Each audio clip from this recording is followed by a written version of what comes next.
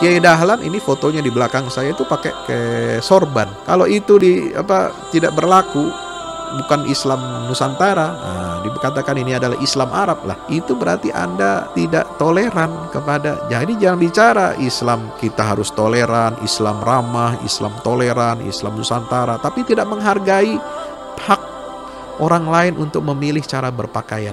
Nah, itu tidak toleran namanya. Jadi Anda toleran hanya untuk diri sendiri, tetapi toleran kepada orang lain itu tidak. Nah, ini artinya menimbulkan apa? Sikap yang justru intoleran. Nah, nggak boleh begitu. Ya, mengatakan Islam yang datang dari Arab ini adalah Islam penjajah. Dari mana? Bagaimana Islam datang ke Indonesia ini justru membebaskan dari tahayul, membebaskan dari syirik, membebaskan dari khurafat. Itulah sifat karakter Islam.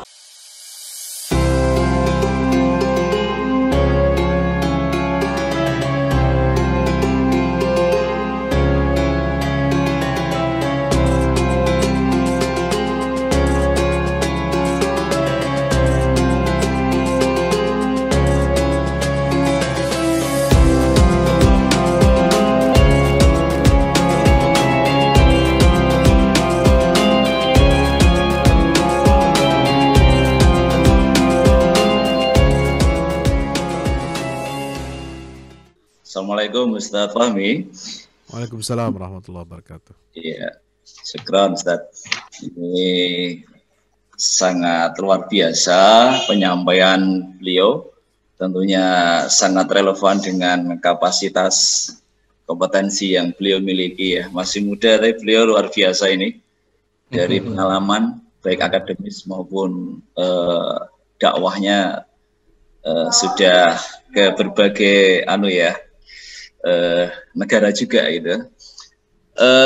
Terima kasih Ustaz Fahmi atas penyampaian tadi yang tema yang atau judul kita adalah bagaimana kita menghadirkan Islam rahmatan lil alamin di tengah pluralitas. Memang ini adalah merupakan suatu tema yang aktual ya, tema yang senantiasa akan selalu selalu menyapa kehidupan di dalam kita, baik itu di dalam beragama maupun di dalam kita berinteraksi dengan antar umat terutama.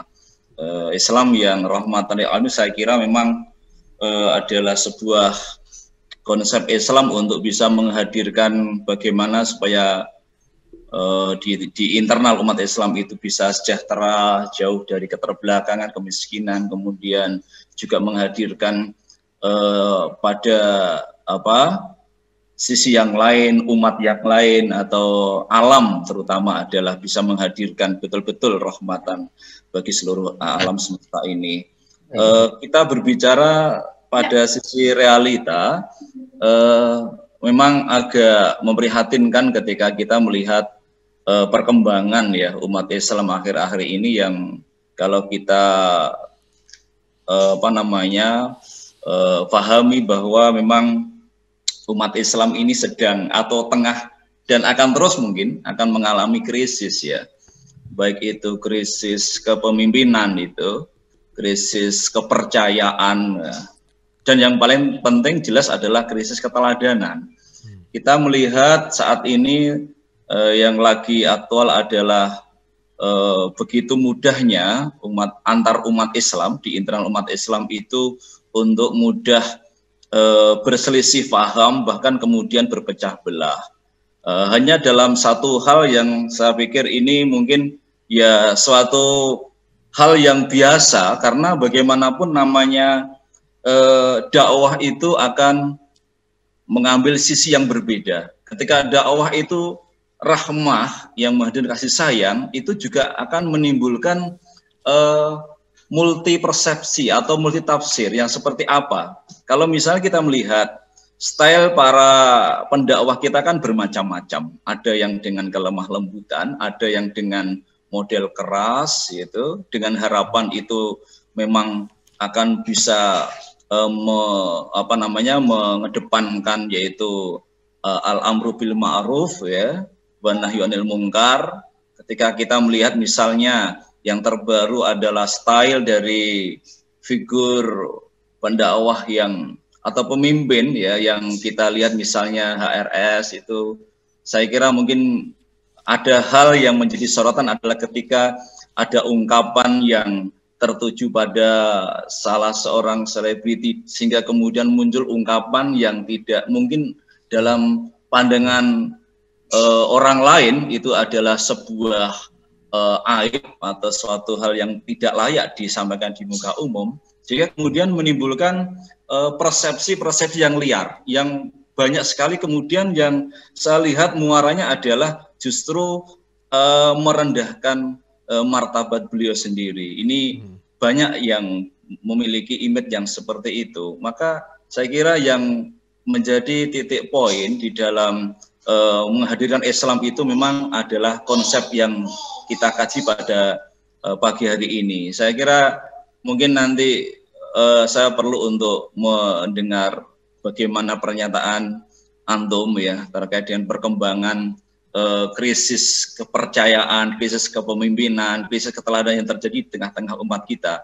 Yang paling kelihatan itu adalah adanya rasa saling tidak percaya itu. Bahkan cenderung itu ada semacam prasangka-prasangka yang negatif di dalam tubuh umat Islam sendiri. Mungkin Ustadz Fahmi pernah mendengar sebuah adagium Arab mengatakan wa ainur ridho an kulli syai' kalilah kama ainus sukhti tubdil masawiyah. Itu saya kira itu mungkin menjadi ini Ustadz, menjadi sesuatu yang betul-betul real gitu. Bukan sekedar adagium saja seperti itu. Saya kira ini Ustadz yang bisa saya sampaikan. Assalamualaikum warahmatullahi wabarakatuh. Assalamualaikum warahmatullahi wabarakatuh. Ya, berikutnya. Oke, untuk selanjutnya monggo Bulin. Terima kasih. Assalamualaikum warahmatullahi wabarakatuh. Waalaikumsalam. Ya betul. Kami dari PDA Kabupaten Pati, Ustadz, dari paparan panjenengan sangat luar biasa. Ini adalah seorang mubalek kondang dan mubalek yang harus kita teladani begitu.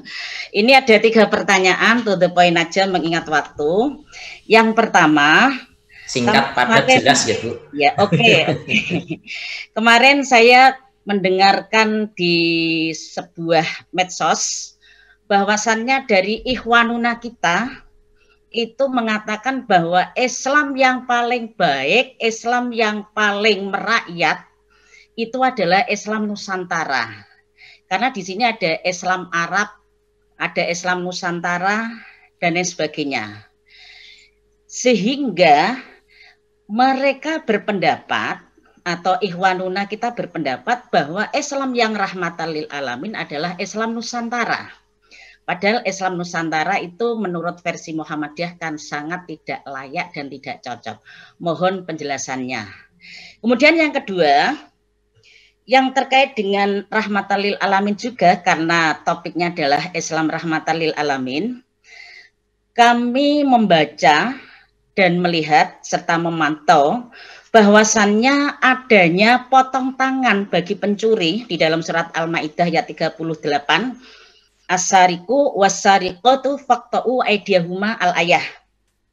Kemudian hukum zina, baik zina muhsan maupun zina ghairu muhsan. Di antaranya adalah dengan hukum rajam.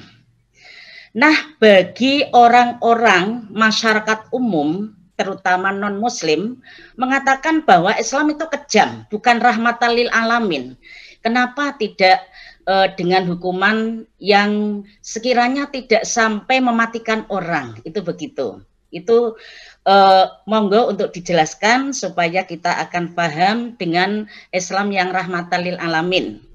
Kemudian pertanyaan ketiga, tadi disampaikan oleh Ustadz bahwasannya Islam itu mengakui pluralitas, perbedaan pendapat, dan lain sebagainya, bahwa perselisihan antara umat yang satu dengan yang lainnya atau ikhtilafi ummati rahmatun. Tetapi kenyataannya dengan adanya perbedaan pendapat dan lain sebagainya itu menjadikan antara orang Islam yang satu dengan yang lainnya kenyataannya saling menjatuhkan. Ada yang melaporkan dan lain sebagainya, perselisihan yang tidak ada habis-habisnya. Untuk itu agar Indonesia khususnya umat Islam ini bisa menyatu, bisa menjadikan Islam yang betul-betul rahmatan lil alamin.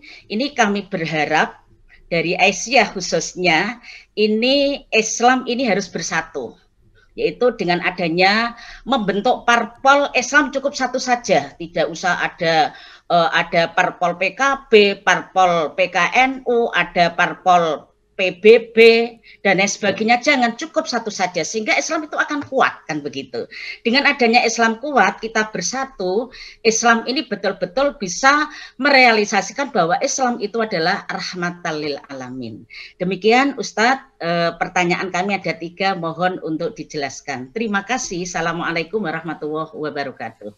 Bismillah, walhamdulillah, wassalatu wassalamu ala rasulillah wa ala alihi wa sahbihi wa mawalah, la hawla wa la quwata illa billah, ma ba'd. Terima kasih atas beberapa pertanyaan yang sangat baik untuk kita elaborasi, kita jawab. Yang pertama, sikap seorang da'i, seorang mubalik, seorang ulama itu memang harus bijaksana, ya, juga memperhatikan situasi dan kondisi, ya. Jangan terbawa emosi. Nah, kadang-kadang ini kita tersulut oleh emosi. Namun biasanya memang para dai, ya, kalau sudah di atas panggung itu seringkali lupa. Seringkali alam bawah sadarnya, ya, tidak melihat, tidak memposisikan siapa dirinya sedang berbicara kepada siapa, dan kemudian suka lepas kontrol. Nah, ini harus jadi pelajaran bagi kita, ya. Tegas boleh, tetapi jangan mengeluarkan kata-kata yang tidak pantas, ya. Kemudian kita menegaskan tentang perilaku ajaran Islam, ya, kepada umat. Ya, ajaran yang hak, ajaran yang benar itu memang menjadi satu kewajiban setiap ulama. Alladzina yuballighuna risalatillah wa yakhshawnahu wa la yakhshawna ahadan illallah. Ya, sebagaimana dalam surah At-Taubah. Ya, kita harus menyampaikan, mentabligh risalah-risalah dari Allah dan tidak takut kepada seorang pun kecuali hanya kepada Allah Subhanahu wa taala. Nah, sebagaimana juga dalam surat Al-Maidah disebutkan, ya ayyuhar rasulu balligh ma unzila ilaika min rabbik fa illam taf'al fama ballaghta risalatah. Ya, kita ditugaskan oleh Allah mentabligh risalah. Ya, kalau kita tidak mau menyampaikan risalah ini, maka fama ballaghta risalatah, ya, maka kita belum menyampaikan risalah dari Allah taala. Maka itu seorang dai, seorang mubalik harus memiliki kompetensi komunikasi, ya, komunikasi yang betul. Komunikasi itu harus tegas, harus jelas, ya, harus bahasanya lugas.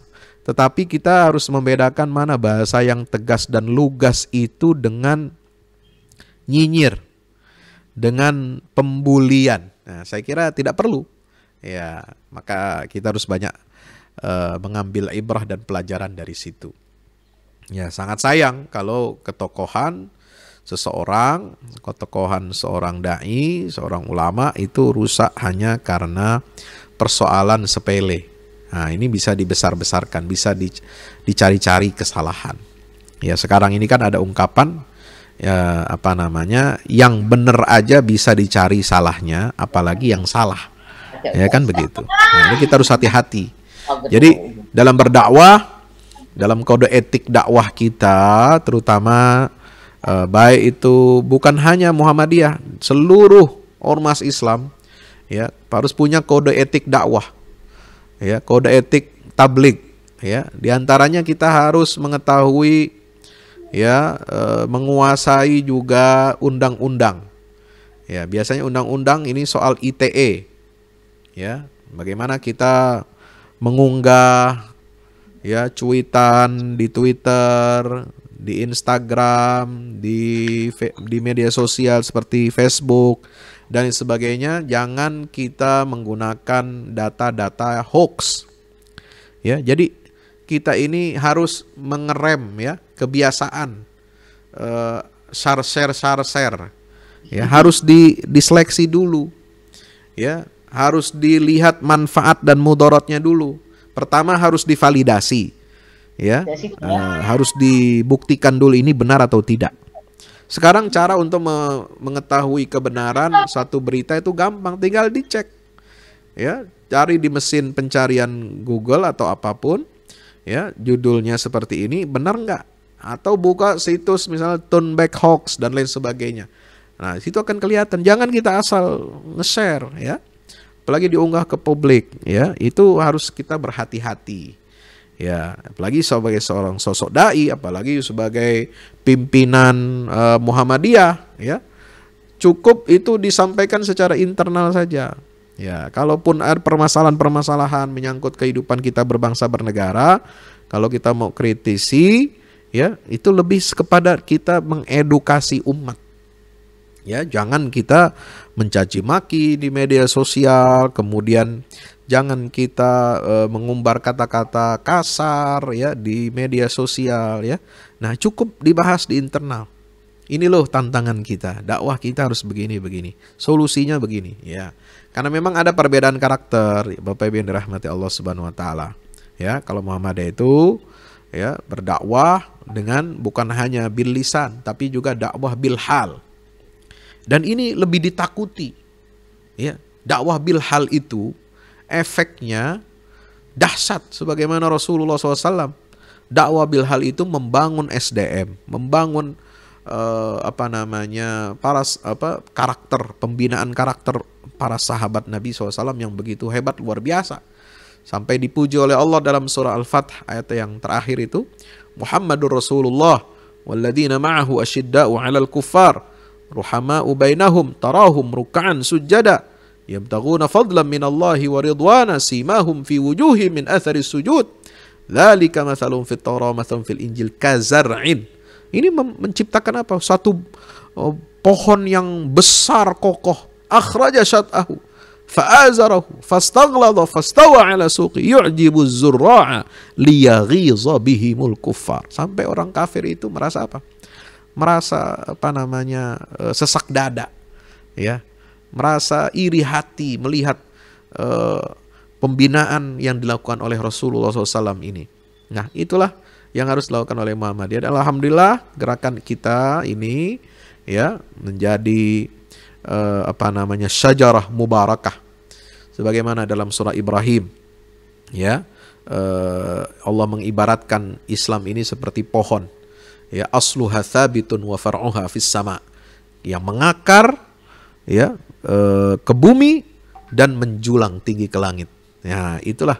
Nah, kita dalam mendakwahkan Islam ini harus komprehensif, bukan hanya dengan kata-kata, bukan hanya di mimbar, bukan hanya dengan ceramah, tapi bagaimana dengan pemberdayaan ekonomi umat, pemberdayaan pendidikan umat, pemberdayaan sosial umat, pemberdayaan UMKM, ya. Kita harus semua bergerak dalam semua lini, ya. Kalau Muhammadiyah bicara tentang ekonomi, ya, semua orang kagum, ya. Muhammadiyah baru bilang mau menarik dana dari bank merger syariah, ya, bank nasional itu, semua jadi terbelalak, ya.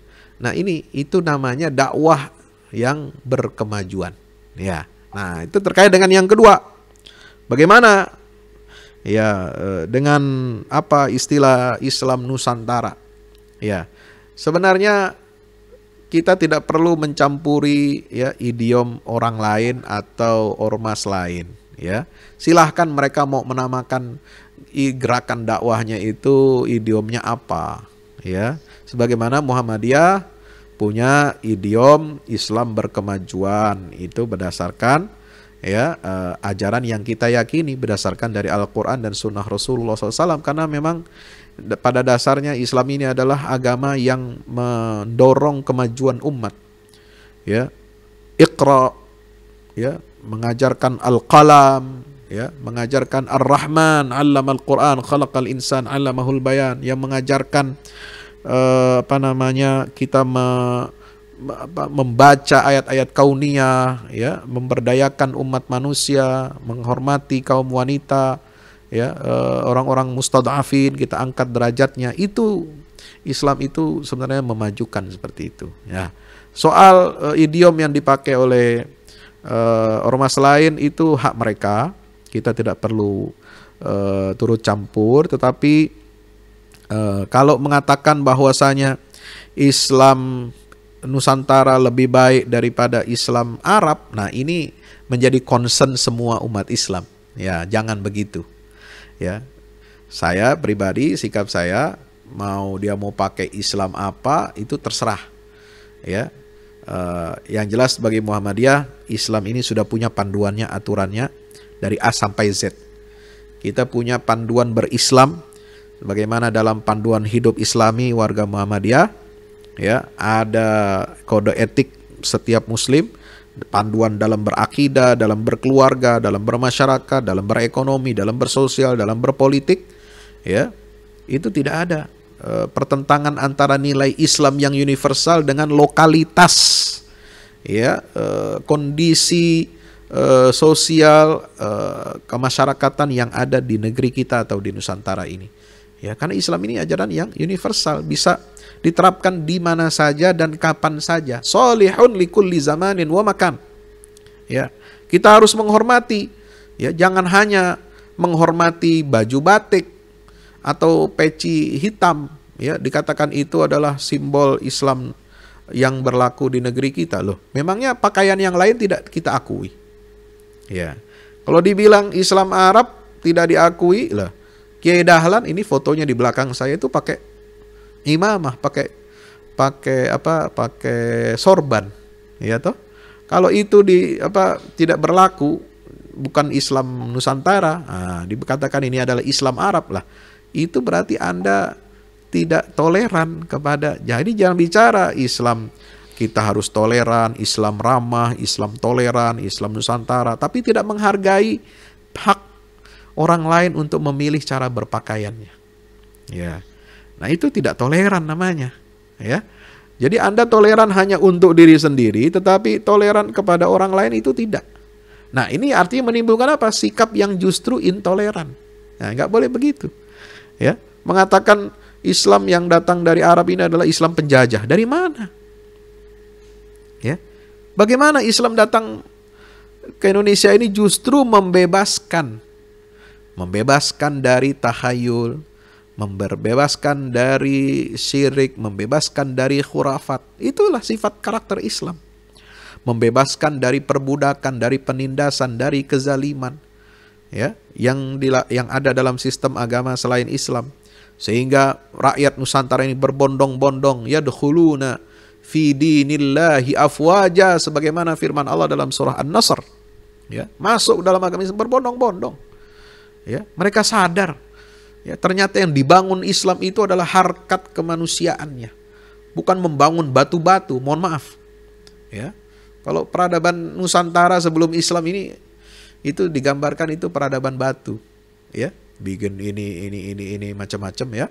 Bukannya saya bukannya kita menjelek-jelekkan atau menista, karena itu, tapi itu fakta.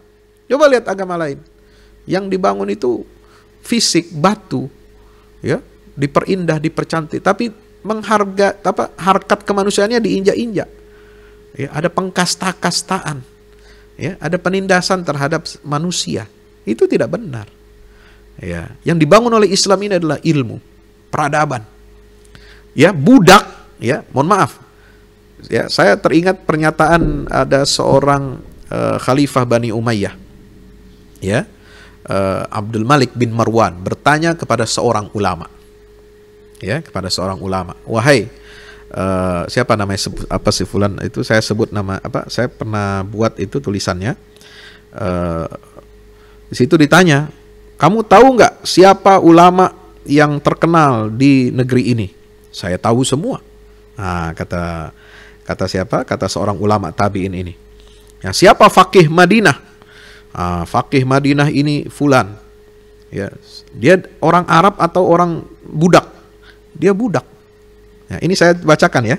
Saya bacakan di sini soal apa namanya, bahwa Islam itu mengangkat manusia harkat derajatnya, ya, bukan dari sukunya. Orang Islam, ya, apapun latar belakangnya, sukunya, budayanya, ya, diangkat oleh Allah dengan apa? Ilmu pengetahuan dan takwa. Ya, inna akramakum indallahi atqakum. Satu. Yang kedua, yarfa'illahu alladhina amanu minkum walladzina utul ilma. Islam diangkat derajatnya dengan ilmu. Nah, seperti di sini, Hisham bin Abdul Malik, ya, Khalifah Bani Umayyah bertanya kepada Atha bin Sa'ib Al-Kufi, ya, ditanya, siapa faqih penduduk Madinah? Faqih itu mufti penduduk Madinah. Nafi, jawab Atha. Nafi itu adalah budaknya Abdullah bin Umar, ya, budak Maula Ibnu Umar. Meskipun dia sudah tapi asalnya itu dari bangsa budak. Nafi, Imam Nafi. Ya, kita sering mendengar qiraat Imam Nafi. Itulah Imam Nafi maula dari Abdullah bin Umar. Siapa faqihnya penduduk Mekah? Atha bin Rabah. Siapa Atha bin Rabah itu? Dia dari bangsa Arab atau dari budak? Dia adalah budak. Atha bin Rabah. Ditanya lagi, siapa faqih penduduk Yaman? Jawabnya adalah Taus bin Kaisan al-Yamani. Dia dari bangsa Arab atau bangsa budak? Budak. Coba bayangkan. 3. Yang keempat, siapa faqih penduduk negeri Syam? Dia adalah Makhul. Dia orang Arab atau budak? Budak. 5. Siapa faqih penduduk Jazirah? Dijawab oleh Atha bin Sa'ib. Dia adalah Maimun bin Mahran atau bin Mihran. Dia orang Arab atau budak? Budak. Ditanya lagi, siapa faqih penduduk Khurasan? Faqih Khurasan adalah Ad-Dhahak bin Muzahim. Dia orang budak atau orang Arab? Dia budak. Ditanya lagi, siapa faqih penduduk Basrah? Di jawabannya adalah Al-Hasan Al-Basri dan Ibnu Sirin. Keduanya budak atau bangsa Arab? Budak. Jadi Hasan Basri ini anak seorang budak perempuan, maulad, ya, istri Rasulullah SAW, yaitu Ummu Salamah. Namanya Khairah atau Khairan gitu ya.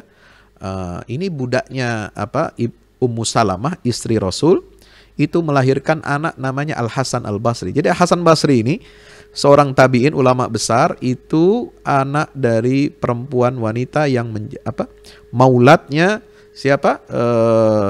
Ummu Salamah istri Rasulullah, dan dia tinggal dididik oleh Ummu Salamah istri Rasulullah sallallahu alaihi wasallam. Ya, termasuk Ibnu Sirin juga budak. Ya, ditanya terakhir, siapa penduduk Kufah? Faqihnya Ibrahim An-Nakhai. Ini tanya baru. Yang terakhir ini siapa? Orang Arab, dia bukan budak. Nah, jadi dari 9 ulama besar di zaman itu, 8 itu dari budak. 1 orang Arab yang bukan budak. Coba bayang. Inilah Islam mengangkat derajat. Ya. Nah, jadi jangan kita menganggap, oh ini Islam kita yang paling hebat. Enggak. Islam yang membebaskan kita semua ini dari kebodohan, dari penindasan, dari kezaliman. Ya, jangan muncul sikap intoleran kepada yang berbeda. Kalau nggak sama dengan kita, ini dikatakan ini Islam Arab, Islam Wahabi itu dari Arab, nggak cocok dengan Islam Nusantara. Nanti dulu, ya. Ini bagaimana Anda bisa mengklasifikasikan hal-hal seperti itu? Nggak benar. Kalau begitu nanti bisa ditarik. Ya, Al-Quran dan Sunnah itu bahasa Arab. Ya, nah itu dikatakan oleh orientalis dan juga oleh liberalis Islam, hukum Islam itu adalah budaya Arab. Ya, Quran itu adalah produk budaya Arab. Nah, kalau ditarik ke sana nanti ya Islam nggak cocok dengan Indonesia. Lalu Indonesia ini mau jadi agama apa? Ya, kalau dikatakan seperti itu, ya itu mulanya dari sana. Islam Arab versus Islam ini macam-macam. Nggak benar begitu. Bagi kita Muhammadiyah meyakini Islam itu universal. Islam itu satu. Hanya ekspresinya mungkin yang berbeda-beda. Dan itu ekspresi sesuai dengan lokalitas, bangsa, suku itu tidak melunturkan dan tidak menghilangkan ciri khas Islam yang menjadi ajaran universal bagi seluruh umat manusia di seluruh dunia. Nilai syahadatnya sama. sholatnya kewajibannya sama. Ya, kita sholat bahasa sholat kita itu bahasa Arab, baca Al-Fatihah, baca suratnya, sampai dari takbiratul ihram sampai salam, semua kita pakai bahasa ibadah kita, bahasanya sama, bahasa Arab. Ya, itu jadi ciri khas. Puasa Ramadannya, hajinya, ke Baitullahnya, bayar zakatnya, rukun iman, rukun Islamnya sama di seluruh dunia. Ya, kewajiban berhijab, berjilbab bagi wanita muslimah sama di seluruh dunia.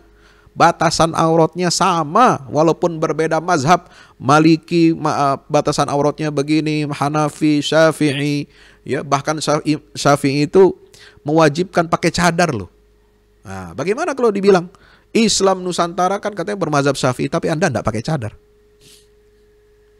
Ya, itu dalam mazhab Syafi'i ya, cadar itu wajib. Tapi di sini kan tidak. Nah, ini. Jadi jangan kita confuse, bingung nanti. Ya. Itu ekspresinya sama, semua mazhabnya berbeda, tapi semua nilainya berdasarkan bersumber dari ajaran Islam, itu sama. Ya. Rukun nikah sama di seluruh dunia bagi umat Islam. Ya kan? Rukun apa lagi? Rukun talak sama semua. Ajaran Islam ini universal. Jadi jangan kita bertentangkan. Yang kedua, yang ketiga ini tentang masalah ya hukum pidana. Ya, dikatakan kejam. Ya, hukum pidana. Ya, kisos, hukum potong tangan. Ya, dilihat dari mana dulu kejamnya. Ya, jangan kita pakai perspektif. Ya, pakai kacamata rabun.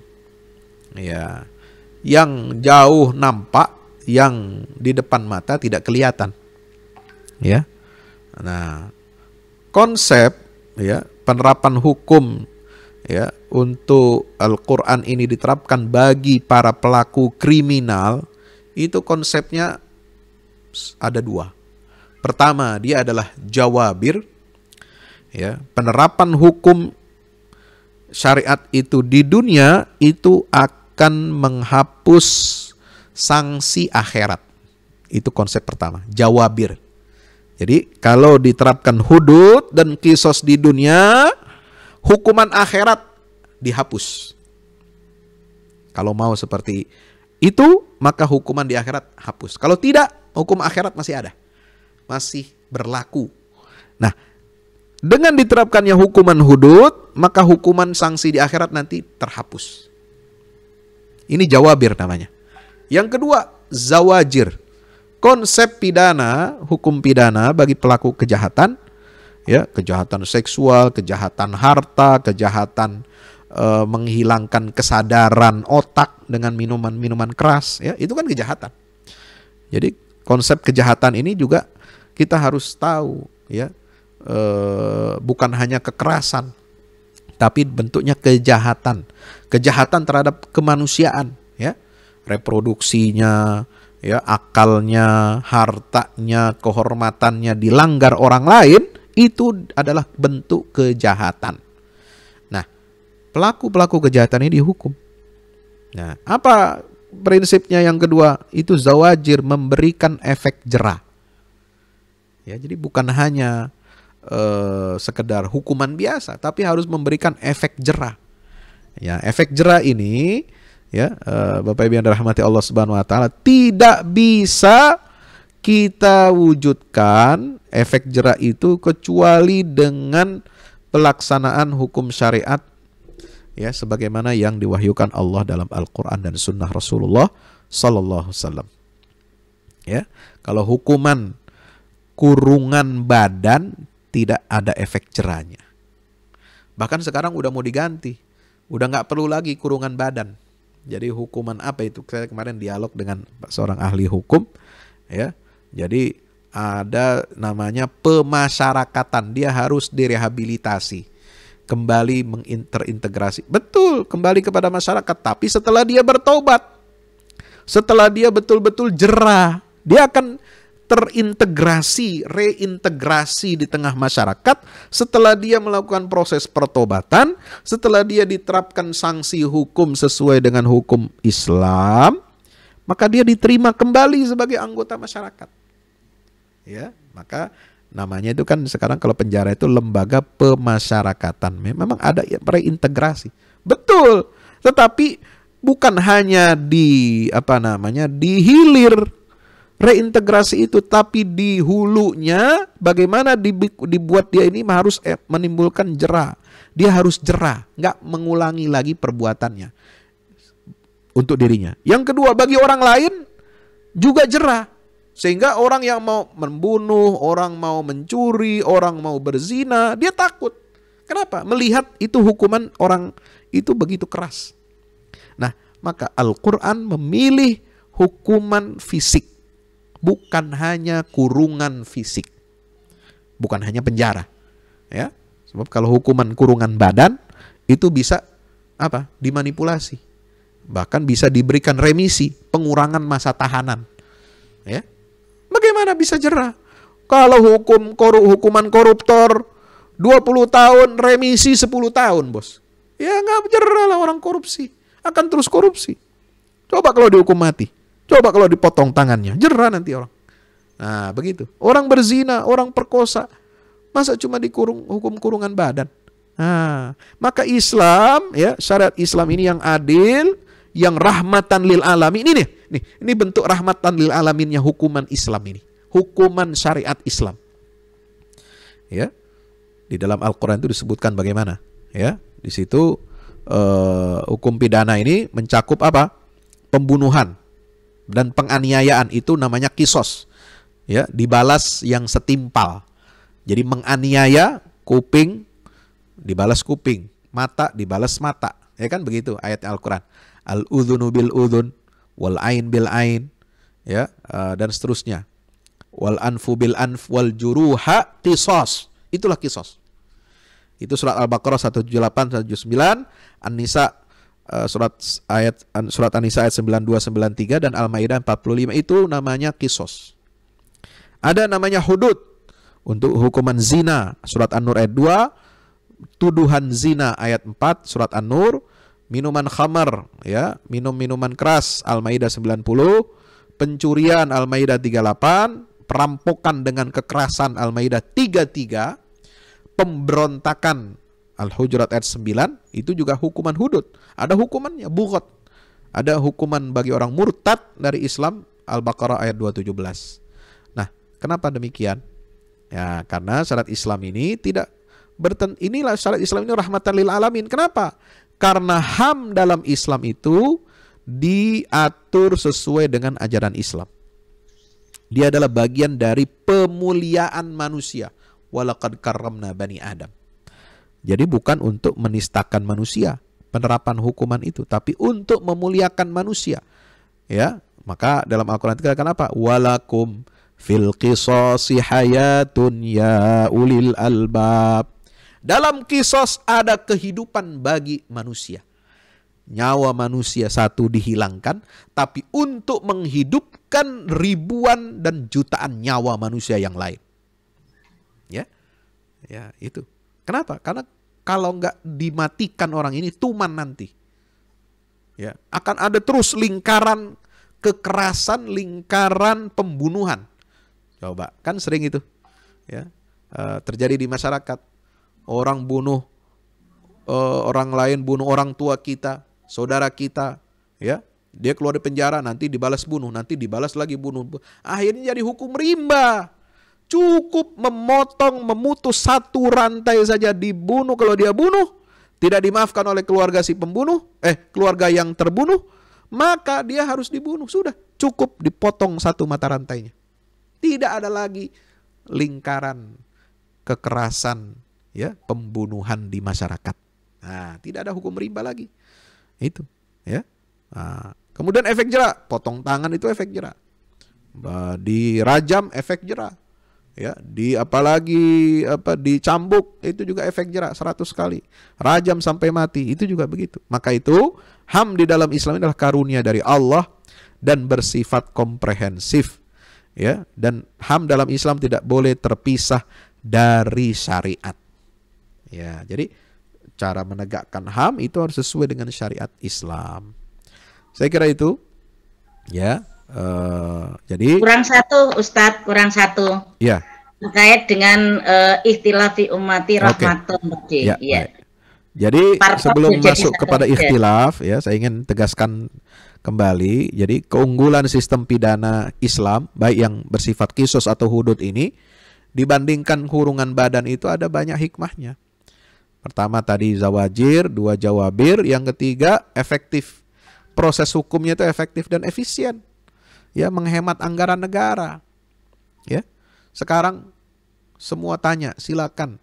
Tanya ahli pidana, tanya menteri hukum dan HAM, ya, lembaga pemasyarakatan itu, LP, penjara itu semua penuh.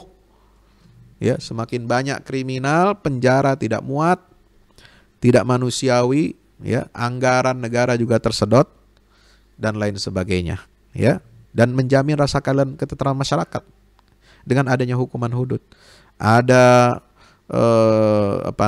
ini banyak nilai-nilai positif dari hukum Islam ini, ya, wallahu a'lam bishawab. Yang terakhir, perbedaan itu menjadi rahmat kalau kita saling berlapang dada. Kalau hanya slogan saja, perbedaan menjadi rahmat, tetapi dalam prakteknya intoleran, ya, dalam prakteknya suka membubarkan pengajian, ya sama aja. Ya, itu tidak menjadi rahmat. Kalau memang itu rahmat, ya, perbedaan itu, mohon maaf, ikhtilaf ummati rahmatun itu bukan hadis. Ya, bukan hadis dari Nabi. Ya, itu adalah ungkapan ulama. Ya, maka sebenarnya dalam umat ini kan Allah ciptakan itu asalnya satu, tetapi kemudian mereka berbeda-beda, berselisih, ya. Nah, disitulah untuk menunjukkan apa? Fastabiqul khairat. Ya kan? Dalam surat Al-Maidah ayat 48. Maka itu kita harus mengambil pelajaran, ya. Bagaimana supaya, ya, ajaran Islam ini bisa kita implementasikan, ya, menjadi rahmat, bukan menjadi azab. Nah, kenapa perbedaan itu menjadi azab bagi umat Islam? Pertanyaannya, bukan menjadi rahmat. Karena kita suka sikut, saling sikut. Satu, tidak memperhatikan rambu Allah dalam surah Al-Hujurat ayat 11 dan 12. Ya kan? Apa itu? La yaskhar qaumun min qaumin, la talmizu anfusakum, la tanabazu bil alqab, ya, ijtanibu katsiran minadh-dhon, la tajassasu wala yaghtab ba'dukum ba'du. Ada 6. Ini rambu diterabas semua. Makanya ikhtilaf di kalangan umat ini tidak menjadi rahmat, malah jadi azab. Ya. Bicara rahmat, perbedaan itu adalah rahmat, tetapi prakteknya intoleran. Nauzubillah min zalik.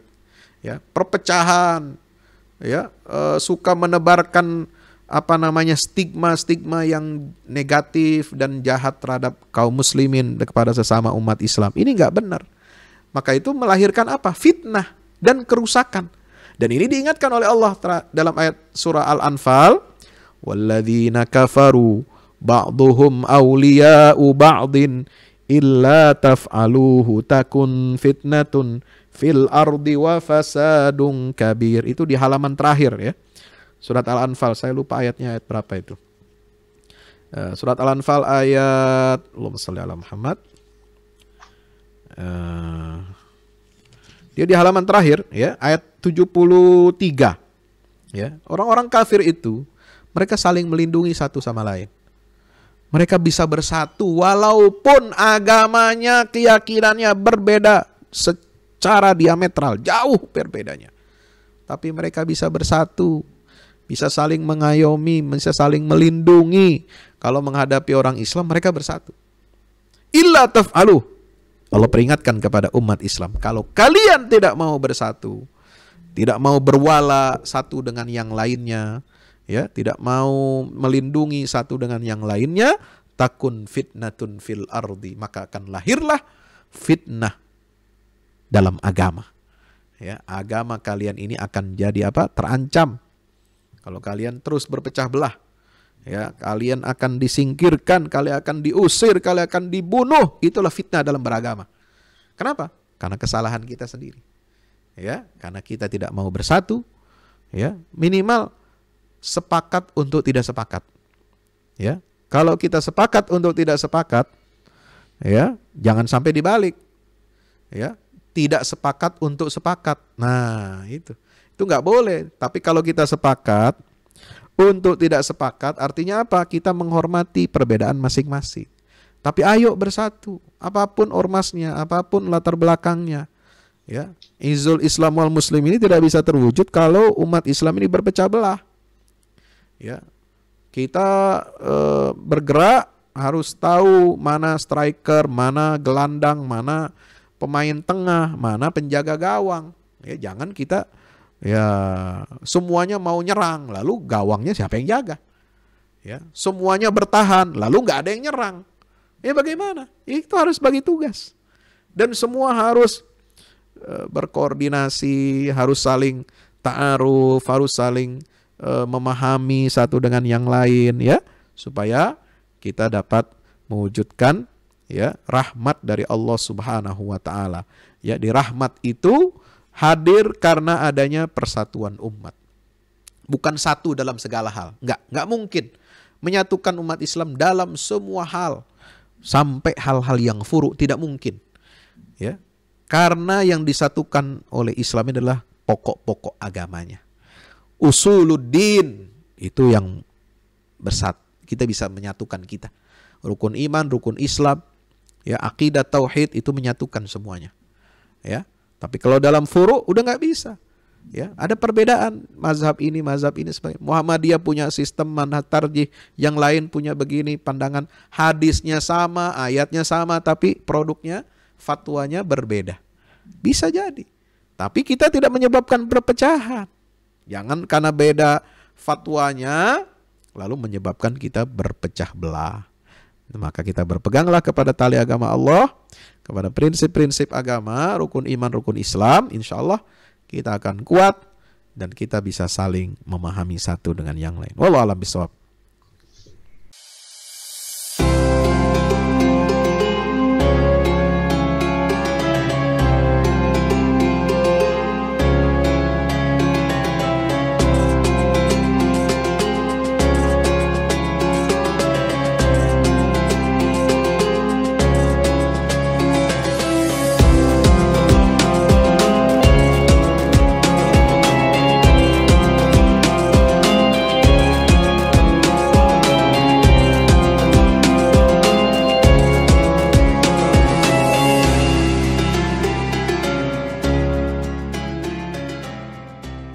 Assalamualaikum warahmatullahi wabarakatuh.